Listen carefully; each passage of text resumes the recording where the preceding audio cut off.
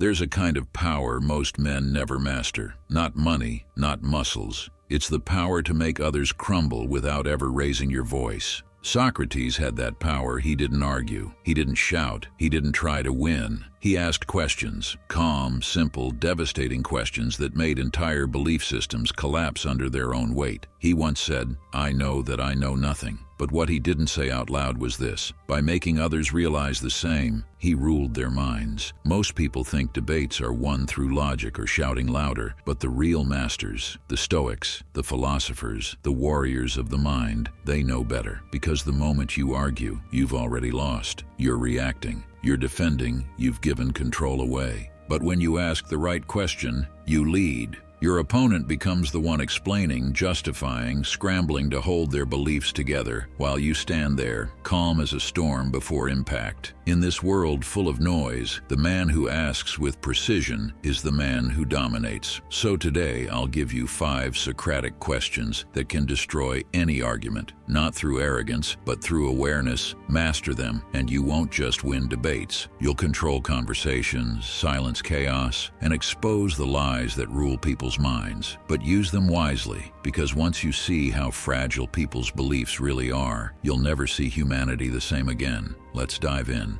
Question 1. What do you mean by that? Most people don't think, they react. They throw words around like weapons they don't even know how to use. They say things like success, love, freedom, or truth. Yet if you stop them and ask, what do you mean by that? They freeze. Because in that moment you just took away their illusion of clarity. You forced them to face the fog inside their own mind. A man once told Socrates, justice means obeying the law. Socrates looked at him and asked, and what if the law is unjust? The man had no answer. He realized he'd been worshiping words without understanding them. This is how you dismantle weak minds. When someone says, money is evil, ask, what exactly do you mean by evil? When they say, you should always be yourself, ask, even when yourself is weak and undisciplined? That's the moment silence enters the room. That's the moment they start thinking. Because when you force someone to define their words, you force them to see themselves, and most people can't handle that reflection. Question 2. How did you come to believe that? This question cuts deeper because it attacks the origin, not the surface. Everyone walks around with opinions they didn't earn. They inherited them from school, from parents, from media, from the crowd. And when you ask, how did you come to believe that? You shine a light on the foundation of their mind, and often there's nothing there but dust. A man might say, you need luck to succeed. You ask, how did you come to believe that? He stutters. Well, that's just how it is. No data, no proof, no thought, just repetition. Marcus Aurelius said that what we hear is just someone's point of view, not an absolute truth. And that's what this question does. It separates the man who thinks from the man who copies. Try it in daily life. When someone says, you'll never make it, ask calmly, who taught you that? Their silence will tell you everything, because truth isn't what most people believe. Truth is what survives when you question the origin of belief itself. Question 3. What if you're wrong?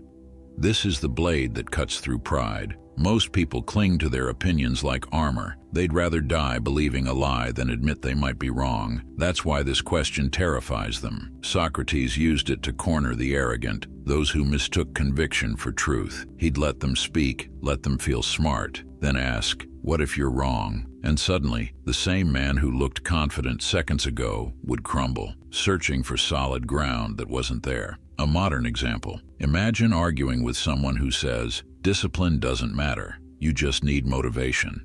Ask, what if you're wrong? What if the lack of discipline is the reason your life's falling apart? Now the fight isn't between you and him, it's between him and reality. This question is the test of humility, because the moment a man can say, I might be wrong, he becomes dangerous, not weak, but powerful, because that's the man who learns, that's the man who adapts. This truth was well known to the Stoics. No man can learn what he thinks he already knows. So, when faced with arrogance, don't argue. Ask, what if you're wrong? And let the silence dismantle them from the inside out. Question 4.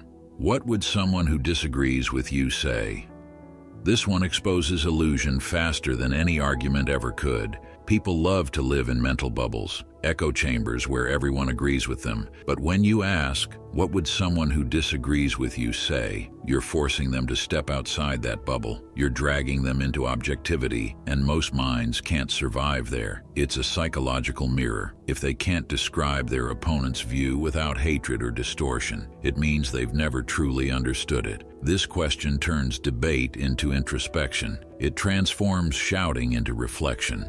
Picture this. A soldier stands before Marcus Aurelius and says, "The enemy is evil." The emperor asks, "And what would they say about you?" The man goes silent because he realizes every side believes it's righteous. Every man is the hero in his own story. You can even use this question in your personal life. When someone attacks your choices, ask, "If you were in my position, would you see it differently?" It forces empathy, the rarest form of intelligence. The wise man doesn't just crush arguments, he sees through them. He understands both sides, and in that understanding, he transcends the fight entirely.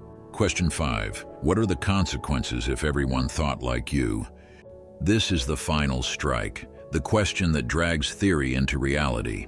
Socrates called it reductio ad absurdum, reducing ideas to their breaking point, because every belief sounds noble until you push it to its logical extreme. Someone says people should lie if it makes others feel good. Ask, what happens if everyone does that? Trust dies, truth dies, and eventually society dies. Someone says rules are meant to be broken. Ask, if everyone thought that way, who would you trust to keep order? It's brutal because it exposes selfishness. It shows how fragile moral comfort really is. Most people defend ideas only because they've never seen the shadow those ideas cast on the world. What is right cannot be right only for you. It must be right for all. That's the standard. That's the measure of truth. If a principle collapses when applied universally, it's not truth, it's convenience. And this question, this one, makes people realize that most of what they defend isn't wisdom, it's self-delusion dressed as virtue.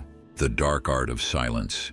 Now here's what separates a master from a manipulator. It's not just what you ask, it's what you don't say after. After asking, stay silent. Let them feel the weight of their own words. Let their minds spiral to fill the silence. Most people can't handle silence. It's like holding a mirror to their soul, and silence reflects everything they try to hide. This principle was clear to Socrates. That's why he never rushed to respond. He waited and let truth reveal itself through discomfort. Silence is a weapon sharper than any argument. It disarms ego, exposes fear, and forces authenticity to crawl out from the shadows. In a world addicted to noise and validation, the one who can sit calmly in silence holds all the power. So when you use these questions, don't chase victory, chase awareness. Because when you make someone truly think, you've already won.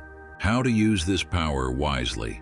Now a warning. This method, the Socratic Method, is not a weapon for arrogance. It's a discipline for those who seek mastery over the mind. If you use these questions just to humiliate, you become a manipulator. If you use them to awaken, you become a philosopher. Socrates was executed for this very reason, not because he lied, but because he forced people to see the lies they lived by. And most humans would rather kill the truth teller than confront the truth itself. So use this power with restraint. Ask not to dominate, ask to reveal. Don't use questions to destroy others. Use them to destroy ignorance. And remember, the man who truly questions his own beliefs is untouchable. He fears no argument, no ideology, no opinion, because he's already examined them all within himself.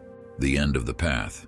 The Stoics believed that true power is internal, that no empire, no wealth, and no title can rival the strength of a man who understands himself. Clarity is the sharpest sword a man can wield. It cuts through confusion, through pride, through illusion. So ask, always ask. Ask until illusion dies and truth stands naked. Ask until arrogance breaks and understanding is born. Because the one who asks the right questions no longer fears any answer. He becomes untouchable. The man who questions with courage doesn't seek to dominate others. He seeks to master himself. He turns every conversation into a mirror, every challenge into a lesson, every silence into a revelation. And if you've listened this far, you already know what kind of man you're becoming. One who no longer argues to win, but questions to awaken, to evolve, and to rise above the noise of the world. Thank you for watching. If you want to see more videos, make sure you hit the like and subscribe button. I'll see you soon.